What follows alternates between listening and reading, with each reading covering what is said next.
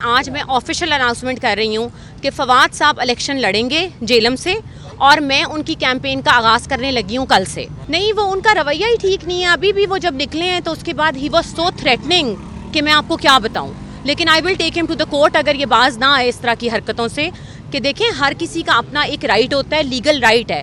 मैं उनकी अहलियाँ हूँ, मेरे से उनके 2 बच्चे हैं, मेरा अपना लीगल राइट है। वो भाई हैं, अगर वो इसके अंदर लॉयर हैं, उनका अलहदा एक अपना राइट है। हम किसी का राइट बेट्रे नहीं करते। और मेरी ऐसी एज अ प्रोफेशनल अगर आप देखें तो मेरे कभी भी आपको मेरी तरफ से कोई तक कलामी नहीं मिली हो।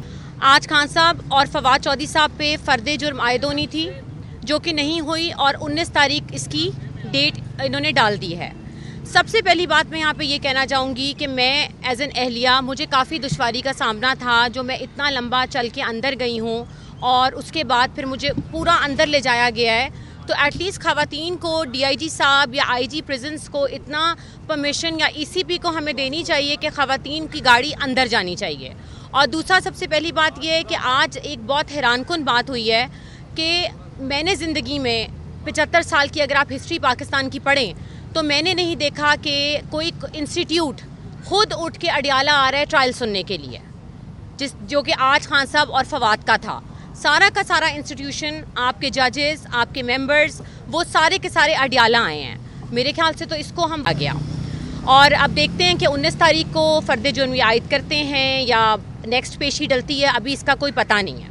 मैडम फर्द जुर्म आयद क्यों नहीं हो सकी? मैडम फर्द जुर्म आयद क्यों नहीं हो सकी? आई थिंक आज इन्होंने नहीं किया है, आर्ग्यूमेंट्स हुए हैं तो उन्होंने डेट दे दी है हमें 19 तारीख ना। आपकी मुलाकात हुई है? जी, मेरी मुलाकात हो गई है फवाद साहब से। आपने ट्वीट की थी कि भाभी और भतीजियों के जो है वो हक जो है वो मारा जा रहा है पैसे साहब को करके। आज आपकी मुलाकात हुई है, कोई रंजिश चल रही है आपस में आप लोग? नहीं, वो उनका रवैया ही ठीक नहीं है। अभी भी वो जब निकले हैं तो उसके बाद ही वॉज सो थ्रेटनिंग कि मैं आपको क्या बताऊँ। लेकिन I will take him to the court अगर ये बाज ना आए इस तरह की हरकतों से कि देखें हर किसी का अपना एक राइट होता है, लीगल राइट है। मैं उनकी अहलियाँ हूँ, मेरे से उनके 2 बच्चे हैं, मेरा अपना लीगल राइट है। वो भाई हैं, अगर वो इसके अंदर लॉयर हैं, उनका अलहदा एक अपना राइट है। हम किसी का राइट बेट्रे नहीं करते। और मेरी ऐसी एज अ प्रोफेशनल अगर आप देखें तो मेरे कभी भी आपको मेरी तरफ से कोई तक कलामी नहीं मिली होगी।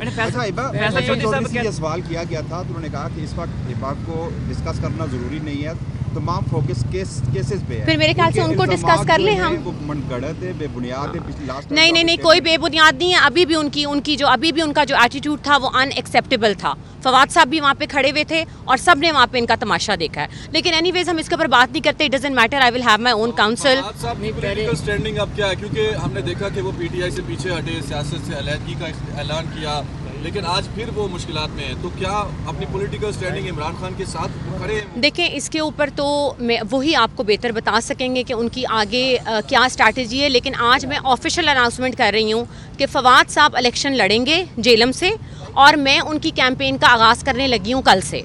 और मैं जाके वो जेल में होंगे और कैंपेन इनकी अहलिया करेंगी, हिबा फवाद, इंशाल्लाह जेलम से। और देखते हैं कि अब ये नाअहल करते हैं या आगे क्या होता है, वो तो अभी डिसाइड होगा। इमरान खान और फवाद चौधरी की मुलाकात ये हम डिसाइड करेंगे अभी। फवाद चौधरी और इमरान खान के अंदर मुलाकात हुई अंदर? हाँ जी, आई मीन इकट्ठे बैठे हुए थे सब लोग, लेकिन इन्होंने मुझे आगे नहीं बैठने दिया।